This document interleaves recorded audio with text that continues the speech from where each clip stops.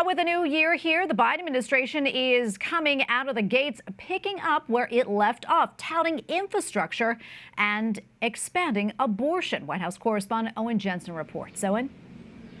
Tracy, good evening to you. President Joe Biden had no on-camera events on his public schedule today, but tomorrow he travels to Kentucky and Vice President Kamala Harris will visit Illinois. And for the White House, the year 2023 is already starting to look a lot like 2022. Democratic President Joe Biden and Republican Mitch McConnell will appear together in the senator's home state of Kentucky Wednesday to celebrate the bipartisan infrastructure law, including investment in a vital bridge that connects Kentucky and Ohio. Meanwhile, the White House says Vice President Kamala Harris will head to Chicago, Illinois to discuss rebuilding our infrastructure, creating good-paying jobs that don't require a four-year degree, and revitalizing communities left behind.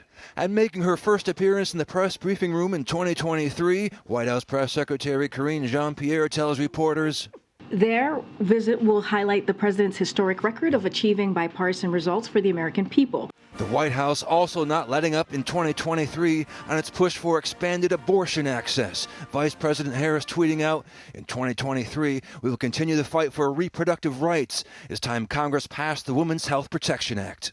And she posted this video. Today, millions of women in America will go to bed tonight without access to the health care and reproductive care that they had this morning. While SBA Pro-Life America recently tweeted, as we leave the old year and head into a new year for life, remember, 75% of women support limiting abortion at 15 weeks or earlier.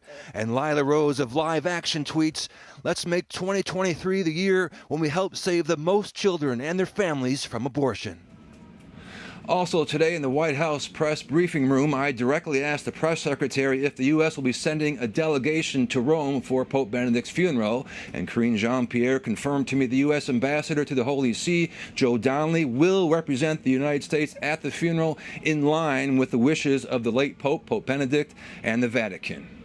At the White House, Owen Jensen, EWTN News Nightly.